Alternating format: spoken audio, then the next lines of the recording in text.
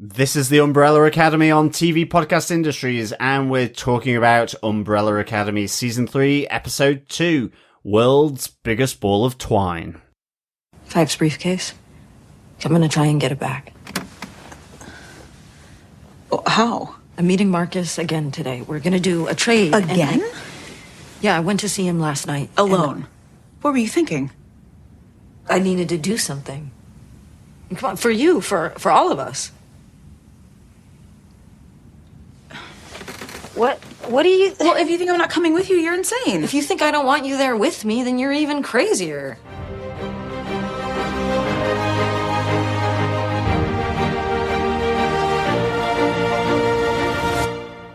Welcome back, fellow Brollies, fellow alumni. This is TV Podcast Industries, and we are talking about Episode 2, World's Biggest Ball of Twine, from Season 3 of the Umbrella Academy. I am one of your hosts, John. I'm one of your hosts, Derek. And rounding out the Brawley Academy, I am Chris. Good stuff. Great to be back as we delve into our spoiler-filled discussion of World's Biggest Ball of Twine. Derek, give us some of those details. The juicy ones, please, only. Oh, well, I'm going to give you all the details. The series is based on the comic book series by Gerard Way and Gabriel Ba. It was created for television by Steve Blackman and developed by Jeremy Slater, who is the lead writer on the show. This episode was directed by Cheryl Dunn, and we've talked about Cheryl Dunn on two of the shows that we've covered before. They directed an episode of Why the Last Man and an episode of Lovecraft Country. This is the first of two episodes that Cheryl is directing for Umbrella Academy this season. Oh, Cheryl, two shows that went before their time. Mm-hmm. Definitely. Fingers crossed that this is not the end of Umbrella Academy and that we live to see Season 4. Absolutely. So we can come back again. Yeah, exactly. Why the Last Man was excellent, and Lovecraft Country was one of the best shows we've covered, I think, ever. on the podcast. Yeah, absolutely. Really good. Excellent stuff. So great. At least Cheryl's getting some more work, huh? Yeah, definitely. The teleplay for this episode was written by Jesse McKeown. This is his third episode of Umbrella Academy. Did two episodes in last season as well. Welcome back. Mm-hmm. Yeah, well, it's really exciting to have writers come back and to keep that feel of just sheer crazy off-the-wallness, Absolutely. I guess. It's not just the Hargreeves that are family, huh? It is all the people behind the scenes as well. John, do you want to tell us what they gave us with your synopsis for the Umbrella Academy Season 3, Episode 2, The World's Biggest Ball of Twine? Sure. With Marcus, their number one, missing, the Sparrows take a hostage in retaliation as Luther is kidnapped by the Sparrow siblings and held captive. While captive, Luther learns more about the Sparrows and bonds with their number 5, Sloane. After being released by the Sparrows, along with a complimentary tote bag, Luther drifts back up to Sloane, where he spends the night. Lila attempts to head to Berlin and leave the city, but discovers that her commissioned briefcase no longer works. Trying to source a new briefcase, Lila mimics Faye's powers on the roof of the Sparrow Academy to steal the Umbrella's briefcase. Meanwhile, Diego and Stan bond after they fight with the Sparrow number 4, Alfonso, and number 6, Jamie. After learning of Sissy's death in 1989, Bonya takes lessons from her previous relationship to escape her box, as she reveals to his siblings that he, Victor, is transgender. Victor's siblings accept him with open arms. Allison travels home and makes a painful discovery, finding that Claire, her daughter, does not exist in this new timeline, sending her spiraling with grief and rage. As Victor pulls Allison out of her despair, both head to the handoff, where Marcus was meant to give them the briefcase, but he doesn't show. Unbeknownst to them, they are stalked by Lester. Klaus takes 5 on an eye-opening road trip to find Klaus's birth mother at an Amish community, but discovers his mother, along with all the mothers of the Umbrella siblings, died before they were ever born in this timeline, creating a grandfather paradox. All the while, further shockwaves from the growing Kugelblitz cause more waves of objects, humans, and animals to disappear. Excellent. So after the introduction of all of the new characters last episode, this feels like there's lots and lots more going on, setting up all the storylines for the season. So lots to discuss. So much to discuss. But, Derek, do you want to kick it off? with your first point. Yeah, I think I'm going to talk about Victor up front. I absolutely loved how the introduction of Elliot Page's character, Victor Hargreeves, is handled in the show. I think I got tears the first time I saw it because it's such a well-handled introduction of the character. I love the description that Victor gives, that effectively when he met Sissy back in the 60s, Sissy was saying that they were both in a box, and it takes someone to bring that key to you and show you your box. And if you don't, once you discover that, you want to get out of it effectively. So it's so well done. I love the rest of the family are like, well, I don't have a problem with it. Yeah. Five saying, I'm so proud of you. And then of course, as it's the Umbrella Academy, turning into a joke, because Victor has come to them telling them that he's gone to talk to Marcus, the number one of the Sparrow Academy, and Five going, you didn't have the authority to do that. So I do love you. I really, really love this for you. I'm really proud of you, but you didn't have the authority to do that. So really like that. But I think it was so well handled. The conversation between Victor and Alison was really good. I love that Alison doesn't notice any change to begin with. It's just a conversation between siblings, as exactly as they always have had. And then we have the moment where they discuss with each other about the feelings that Victor had in the past of not feeling safe in their own skin, of feeling that that's what everybody sees when they see themselves in the mirror, is this feeling that you don't belong. And then Alison saying, look at yourself now. What do you see? And Victor responding, it's me. It's me that I see now. So I loved that moment. And Alison saying, well, there's absolutely nothing in the world that you could do that would change the fact that you're my sibling. You're the person that I have loved for all these years. Which I think it's so well handled, so well done. Well done to the show for doing such a great job. 100%. Like, I know you said you welled up. I bawled. Like, this fully got me, and I happily kind of like just owned it, because I was just, it was one of those what you would want any brother, sister, daughter, husband, wife, child, like anyone who is part of your family, you would want them to have this experience. Anyone in the world, you would want them to have this experience when they make this life-changing change. Yeah. This decision to show them their real self, their true self, which, again, as Victor says, it's the real me. Exactly. So just so well handled, so beautifully put together. Yeah. And then hammered home by the different interactions with the siblings. Yeah. Just all of them doing in their own way, just being accepting of who Victor is.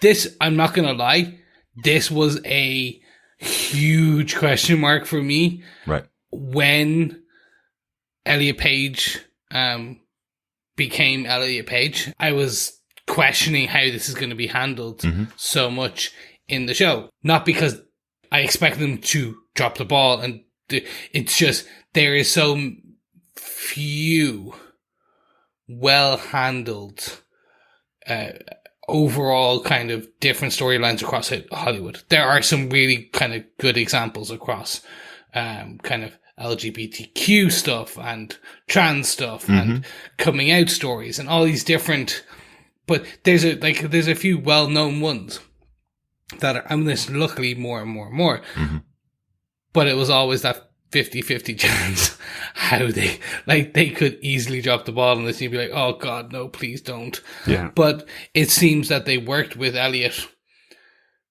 to really show the positive side of how this could be handled. Absolutely. Yeah, I think so. Yeah. I mean, it was just so well done. And I really hope that they asked Elliot Page, how he wanted it to come across, so that worked with him and the writers, and I just thought this was so well done. It was beautifully to the point.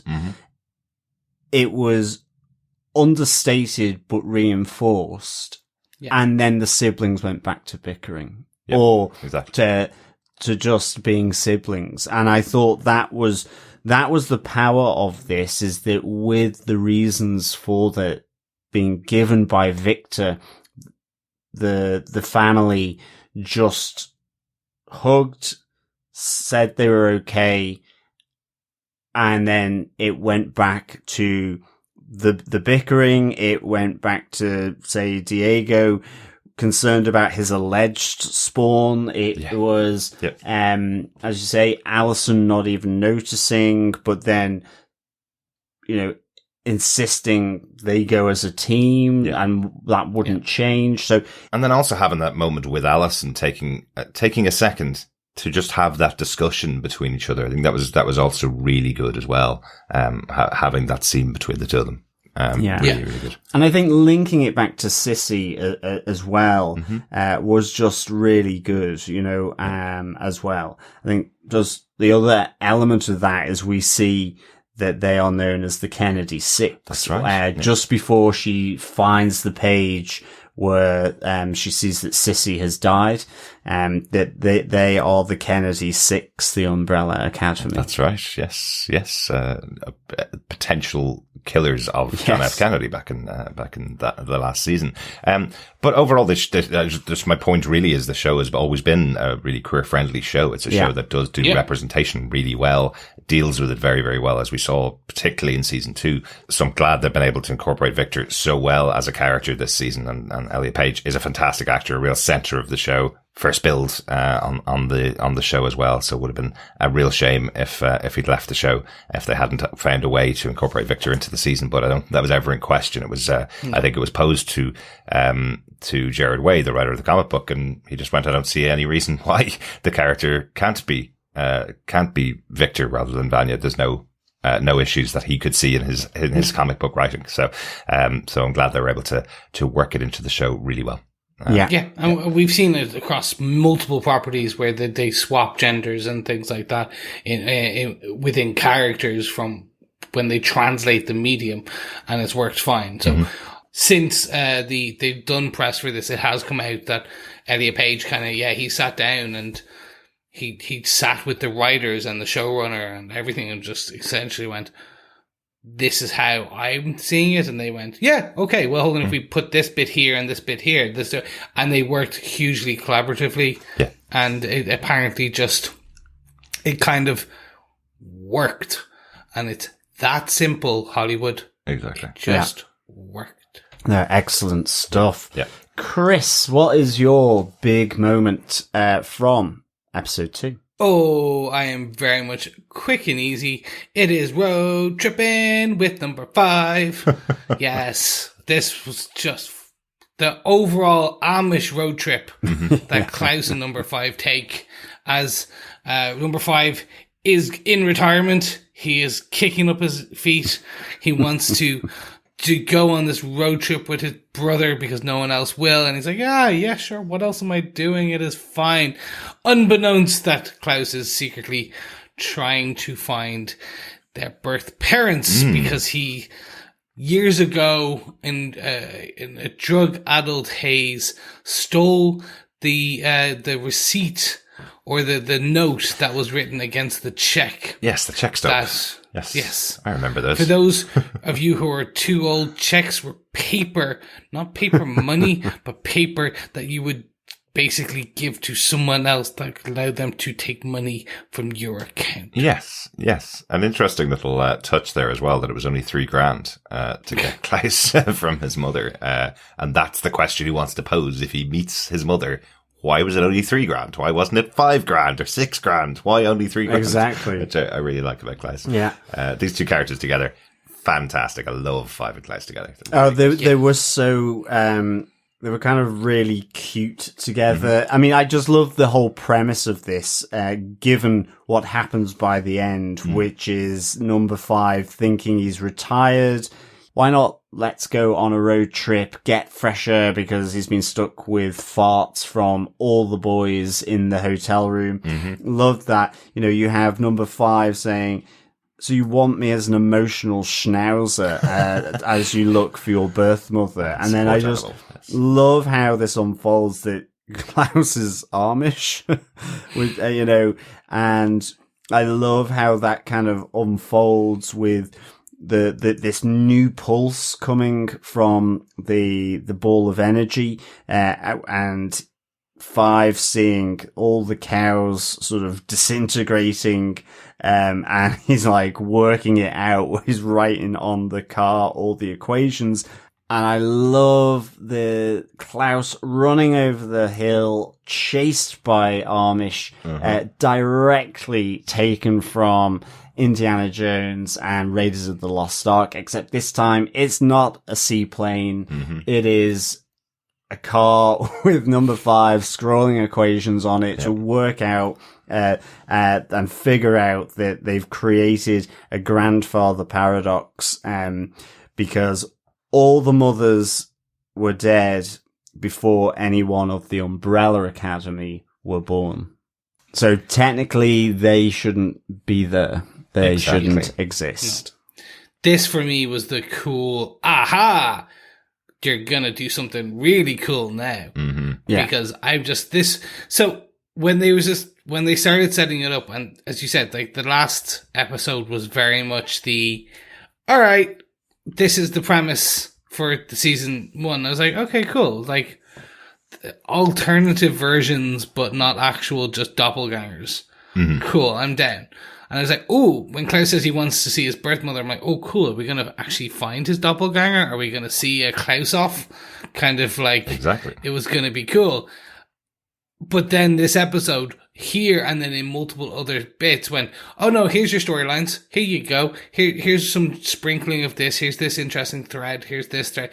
And this was the one that really starts that I'm most intrigued about, to see, well, how did the parents die? Yeah. Like, what is the effect of that? And all these little things. So now they don't have to worry about doppelgangers at all. Yeah, interestingly, yeah. I think coming into this season, I was just expecting to see each of the actors play a different version of themselves that they bump into, or wouldn't even bump into, that there will be just another version of themselves in this world. But that's gone now, right?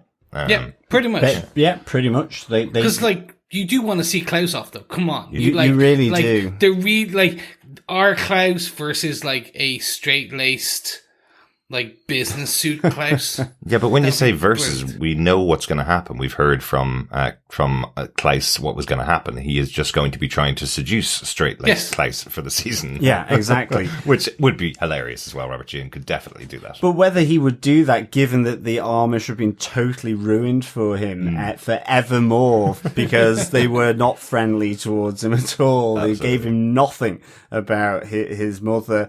You know, I really just love that. You're supposed to be friendly. And of course I like that, you know, that they do call, the English, because they have, their own roots. They see them separate from the English speaking descendants. So really going back to, I guess, you know, the 17th century or 18th century. So really kind of nice little touch in the dialogue there as well. Absolutely. Yeah. Yeah. Damn right, English. But yeah, that's my point for this episode. Johners, what is your top amendment? English? Not anymore. Yeah, it's the Lovebirds. It is Luther and Sloane. Yeah. I mean, we saw in episode 1 just a little glint, a little flutter of those little lovebirds between each other, but I love that held under capture at the Sparrow Academy, we get this blossoming of love at first sight from episode 1. I just loved Luther in this moment. Firstly, being chased and being captured. Just him playing that dumb optimist so well, you know, tucking into breakfast, doing his peanut butter, thinking, you know, it got a simple plan here. Well, if you just let me go, I'll get Marcus, bring him back, and it's basically no harm, no foul. We're evens. It's like, you know, he thinks he's literally going to tuck into breakfast, get up, walk out, and that will be it. It's over. And I love just the crazy little touch of when Ben says that he's free to go, giving him the complimentary tote bag. Unless there's something really ominous in that complimentary tote bag, but I don't think so. This is just the off, from left field. And here you go. We're the Sparrow Academy. Here's our merch. I really just love that so much. And then just the little conversation with Sloane, and he's talking about, he spent time on the moon, but, I just love that it got solved and was rectified within the episode. It's not something that was drawn out, that, he thinks he's being honey trapped by her. And so he's kind of a bit, he becomes defensive from her, but as he leaves with his tote bag, Sloane effectively lifts him up towards her window, apologizes, they have a kiss, but again, another little bit of insight into the Sparrows, that my family are crazy, she says, and I meant every word, of what I said to you whilst you were there, in particular about the moon. So this is just really nice. I think the other nice bit, you mentioned it for our discussion on episode 1, he's there looking in amazement at all the, at the fitness center, all this kind of stuff. And, he's like, oh yeah, I'm supposed to lead. This is how I wanted to do it. And then Ben died and we kind of just went our own ways. Well, exactly. And that's fundamental to the story of the Umbrella Academy, right? That's right back to the start. They were a cohesive unit who used to fight crime. Then Ben died. Ben's not dead in this group. He's central to the group. In fact, he seems to want to be leader, while Marcus isn't there. Love that discussion with Ben where he's telling Luther Marcus got kidnapped, and Luther is going, did he? Ben's kind of going, but you're number one. You're supposed to know everything and have all the plans. And Luther's going, that's not really how our family works at all. So this version of the Sparrow Academy is what Luther has always wanted to have for his family. Since he's been number one, he always wanted to be in the lead. He wanted to have plans. He wanted to have training with all of them together so they work as a cohesive unit, but they don't have that at all. But the other element, as you say, of this episode really is Luther and Sloane. I think is hilarious. I love it from right back from when they first met eyes in episode 1. Literally the way he deals with Sloane is different to the way he deals anybody else in the Sparrow Academy. He looks at her and it's, hi, my name's Luther. He's so happy. Yeah, like in the first episode, he was measuring them up for a fight, except for Sloane, even during that fight sequence. And now this episode, obviously he's got the puppy dog eyes for the whole time. And again, you see what Luther's been put under by his family. He was stuck on the moon doing missions, what he thought was a proper mission from Reginald Hargreeves for years. And the rest of his family basically slagged him off about the fact that he was sent off planet. But it is very cool that he was up on the moon, isn't it? Isn't that a cool thing to have done? There's not that many people in the world who've done it. So when Sloane gives him the compliment, says, that sounds so wonderful that you're up there, he instantly thinks that he's being honey trapped and that she's lying to him about that. So she underlines again when they meet later on, no, that is really cool. I'm really excited about that. But it's because Faye comes in, the number 3, and so Sloane suddenly becomes guarded, and that's why he thinks he's so disappointed. So it's a really nice kind of the ups and downs here of Luther's life, but also Luther's love life in this instance. So it was really good, yeah. And I do love that the episode started with him going for his run, happy as anything because he's met Sloane. Effectively, that's what it feels like at the start of the episode as well. So really, but just him getting chased by those birds, though, that was so cool. Yeah, like that was the we talked about the ravens trying to kind of bite their way through the door in episode 1. Here, seeing them just go after, kind of in like dive mode, was just fantastic. And that was like the birds for me. Exactly. Really, really good. Yeah. So let's hope it ends happily ever after for Luther and Sloane. Oh, come on. I know, but he needs some happiness in his life. He's all sort of chirped up and, he's kind of puffing out his breast a bit there. So, let's hope. But he had spent, 14 years pining after Alison, effectively. Yeah, so, that is true. So he needs something new. She's been married twice now. Yeah. So, and is still married to a guy in the 60s. And only just got divorced from the guy in current day, right? So yeah. Speaking of that, I've got just one note just on Alison's journey in this episode, because it's quite a big one. Effectively, she left the 60s on the understanding she was going back to her daughter, going back to Claire, who was the central person in her life. We saw the kind of opening of the series with Alison was that her husband had found out that she'd used her rumor powers on him to keep him at bay, and that she'd used her rumor powers on, more importantly, their daughter Claire. Whenever she wanted Claire to calm down or go to sleep, she would use her powers on them. So she had ended that situation in a pretty bad place. Yes. And then went off to the 60s. Yeah. Had a new husband with Ray back then, lived with him. But the heartbreak of Alison when she has given up this amazing relationship in the 60s, has come back to present day, and then finds out that her daughter doesn't exist and has never existed. Her husband has no idea who she is. He's got a completely different wife in that home with a completely different child. The heartbreak of Alison is really palpable. Yeah, but also, she does say to herself, something is very wrong, which ultimately number 5 learns about the, whilst in the Amish country. Yeah. So, yeah. And I'm right in saying that, if I remember rightly, right back to the start of the first season, Alison was a well-known actress as well, wasn't she? She was a popular figure. So if she turned up in his home, if she still had that life and still existed in this world, you would expect him to go, "Oh, you're the woman off TV, or you're the woman from that I've seen in the cinema. What are you doing in my house?" But he has no recognition at all of her. So her entire life is gone. Yeah, exactly. Yeah, it's like Jennifer Lawrence just kind of randomly breaking into your house and essentially going after your kid. And you're like, who? Jennifer Lawrence? Why? J-Law, what are you doing? Why? Like... Yeah. So he didn't have that reaction. So I guess her life is non-existent here, right? Yeah. Well, we as we find out in the end of the episode, they're all dead.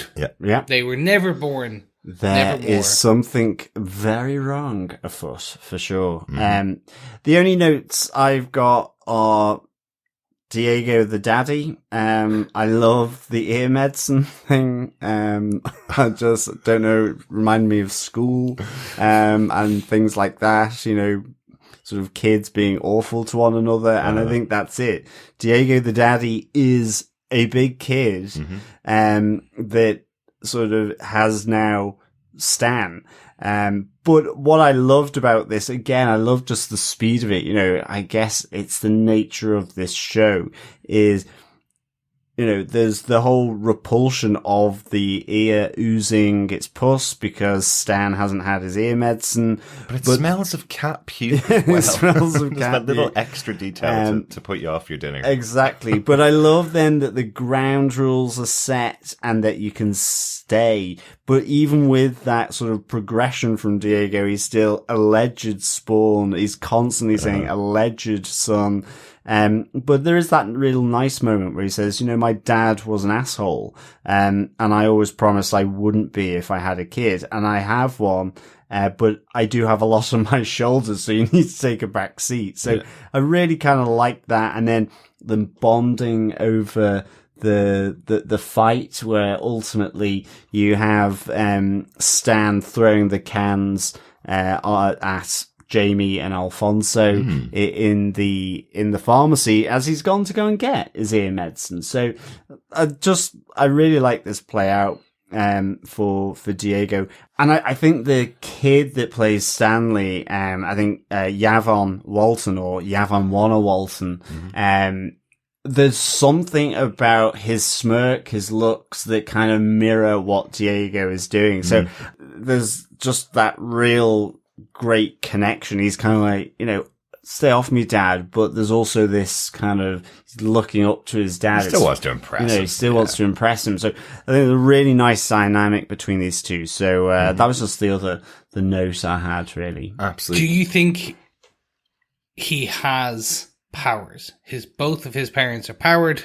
Do you think his earwax being super smelly, he puts his finger in and flicks it and it's like acid, some stupid power related to his earwax? Do you think that's it? It's like Jamie's venom from a mouth, but it just comes from his ears. And he has to kind of flick his head and we see it Or maybe it's simply as good as he's got a really good throwing arm for tins of food. It could be that silly. Like, Dad has knives, I have tins. Yeah. Whoopa. I don't know why I didn't even think of that. Of course, because we haven't had any of the 43 kids that were born. Or 16. Exactly.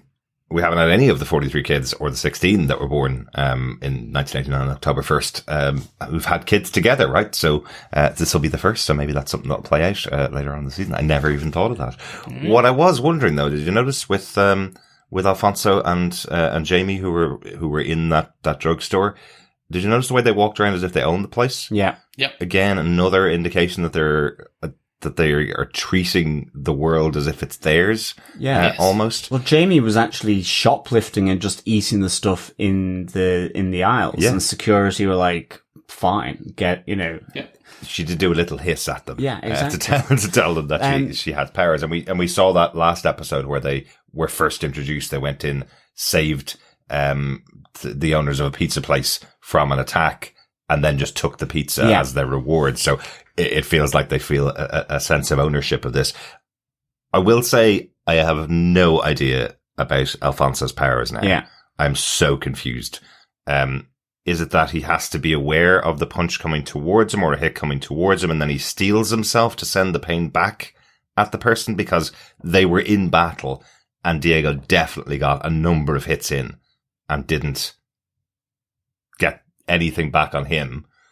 Yet Stanley throws a knife at him, doesn't he? Or a scalpel or something at him, and the cut appears on Stanley's leg. So he wouldn't have been prepared for that. So it's not about position on the body of where it lands. Which is what I was thinking. Yeah, I'm confused by his power. I guess it's just used whenever they want it to be used again. Yeah.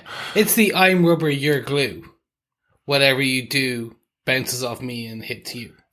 Exactly. That's it. It is. It should be, but it doesn't happen all the time. Yeah, it's not So, consistent. I took it exactly. It didn't, and then I saw the exact same fallacy in that, and then I went, "Oh, Diego's stealing himself. He's like taking the hit as he kicks and punches Alphonse." That's the way I pseudo explained it to myself to get through this part, because I was like, "Yeah, hold on, wait, no, what?" Like, or does Alphonse just need, they'll explain it, like, they're gonna show this power off, like, consistently as they get into fights, and, like, then someone's gonna go, hold on, what? Huh? Like, they'll have to explain it. Yeah. Well, let's hope maybe it will get explained later in the series. Yeah, I'm just not too sure if Umbrella Academy is the show that does that, though. Probably not, probably but not. nonetheless. I think Umbrella Academy are kind of going, look, isn't it funny that someone punches him in the face and his chin falls off? Or isn't that really funny that the guy looks like he's totally messed up because he gets punched quite a lot or whatever? That's kind of as far as deep as they may go with this. But just want to say I noticed it, and we all noticed it in the fight, I guess. Yeah, exactly. Any further notes before we move on? I have one final one that made me, it's either going to pay off and be something or nothing. Essentially, in the encyclopedia, Sissy's death is their birthday. Interesting. Oh, interesting stuff. Yeah. So literally in the encyclopedia it calls out, and the only reason that has stuck in my head is because we heard it last episode. The date, their birthday. And I was like, no. So that's going to be something. Yeah. And they're telegraphing it now if you look and kind of cop it. So I don't know what it means yet, but it's definitely something. Excellent stuff. Good spot there, Chris. Or it's a total coincidence and I'm now just doubling down on something that's just never going to pay off. There's no way the writers don't know the 1st of October 1989. There's no way that they would mention it for any reason other than it matters. And there's a few things here that are just caught just sort of glancingly by the camera as well, I think, in this. One that will form the basis of the Obsidian Lounge pub quiz. But before we get on to that, briefly, Chris, what did you think of this episode? I'm so happy to be back with the Academy. Like, I've been saying this quite a lot recently in all our different discussions across the different shows, but I'm happy to be in these worlds with these characters. And we went through some up and downs in different seasons and different shows. Like, some have been great, some have been impacted by COVID, let's put it that way, and visibly impacted in their writing and the style and the filming and just, like, we're not getting that here. They took the time, and it shows that we're not, or maybe they were, and maybe it's been designed that we don't see these cracks. But I'm just so happy to each episode's building, and each episode is getting better and better, and I'm enjoying being in these worlds, because let's also be honest, the real world sucks. So I'm happy to be here. But yeah, overall enjoying it and want to move on to episode 3. Excellent stuff. Derek, what did you think? Yeah, I love this episode, particularly with the introduction of Victor in the episode. I think that was just such a special moment for the show, and how well it was handled. Really, really enjoyed that. And overall, again, just spending time with these characters. Chris, you called out last episode the title of this one being The World's Biggest Ball of Twine. Will we see the threads forming for the season? We absolutely do. But I love that there is literally a moment with Five and Klaus looking at the world's biggest ball of twine and describing them as a family and picking it apart in their brain. You know, you're bound together and it takes so long to pull you all apart. The two of them going through all these descriptions of what this meaning is. So they're also dissecting the name of the episode in the episode. Love it. Really, really good. Yeah. How about yourself, John? Yeah. Same here. I just really loved being back with the Umbrella Academy. I give this 5 complimentary tote bags out of 5. You know, we should also remember those that we were lost. You know, we did have Penny Crumb from episode 1, but we did have the lobsters in the lobster tank. 3 lobsters and they were then not turned the into a whole smoothie. and then the whole field of cows, which got, you know, the number 5 seeing that, you know, his retirement was very, very short-lived. After he'd planned their sort of main tourist and sort of roadside attractions as they went round. So I really, really enjoyed that whole sort of road trip. As you said, I think, you know, we have to acknowledge just the importance of what Umbrella Academy has done here with Elliot Page and with Victor, from Vanya to Victor in this. Just, as I say, very beautiful, very understated in many respects. And,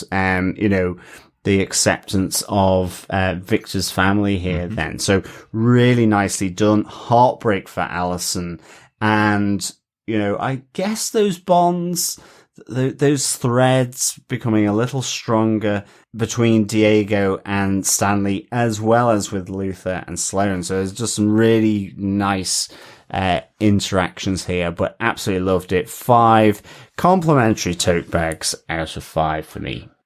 Excellent. And we didn't even mention Lila and her briefcase is not working. Oh, God, yeah. Which was absolutely hilarious. I love that when her briefcase doesn't work, she's smashing it right beside a child's play area, and she's saying every word under the sun. Every curse word. Oh, awesome. Loved it. It does make me wonder, does that mean the commission doesn't exist in this timeline? Is that something that was created by connection to the Umbrella Academy, and because they don't exist in this timeline, the commission themselves don't exist, and that's why she can't travel anymore? Is it something to do with that? Could be. So I thought that was really interesting. And we didn't mention Lester appearing in this episode because he was watching Allison and Victor in the cafe. Yeah. Allison goes and chases him down. He's disappeared, and he also seems to have powers, Lester. He seems like there's a frost around him when he's in hiding, which is quite interesting. So maybe another one of the kids. Yeah. Yes, he does seem a lot older than the rest of them, but maybe another one of the kids. So yeah, he's super old, aging, superpower. There you go. I told you there was loads to talk about in this episode. Absolutely. We've gone all the way through it, and I think we've talked about everything. So let's go on over to the Obsidian Lounge for this episode's pub quiz question. John, question number 2. Yes. Who cut the ribbon at the opening of the Hotel Obsidian? Ooh, blink and you'll miss it. Blink and you'll miss it indeed. But if you've read the comics, it's also in the comic books. Oh, well, there you go. There you go. Stop giving clues, people. All right. I'm not giving a clue. I didn't even notice it. Very good. Do you want to give the question one more time? Yes, who cut the ribbon at the opening of the Hotel Obsidian? Excellent. That's 2 questions of the 10. Put them all together and email us to feedback@tvpodcastindustries.com with all your answers for all the pub quiz questions. And you could get your hands on some Umbrella Academy goodies. Yes, but if you want to do more than that, you can head on over to patreon.com. Why? Because this episode of TV Podcast Industries is brought to you by our supporters on Patreon, including Lisa Sweat. Thank you so much, Lisa. Yes, thank you so much, Lisa, for supporting us over on Patreon. Great stuff. Thank you. Absolutely. Thanks, Lisa. You can also support us on Patreon. You just go on over to patreon.com/TV Podcast Industries and you support us with any monthly amount. You can also buy us a coffee by going over to buymeacoffee.com/TVPI and buying a one-off coffee for us. Yes, you would do it too if you've seen the amount of content we're making at the moment. Absolutely. And of course, you can also support us by subscribing to the podcast and sharing it with your friends, family, and everyone in between and beyond. Remember, sharing the podcast is, of course, sharing the love. Yes, it is. It's much like a ball of twine. Yes. Well, exactly. The threads of the podcast weaving through the world in one lovely audio signal. There you go. There we go. Of course, as well, you can also support us by sending in feedback as well. A great way to send in your thoughts, theories, comments, observations, you name it, on the shows that we cover. So let us move into our feedback for this episode of Umbrella Academy. Yeah, I completely forgot that we used to call feedback messages from the future. We did indeed. Oh, yeah. Because the show was all about time travel, so we call it messages from the future. So maybe letters to the Obsidian Hotel? It could be, yes.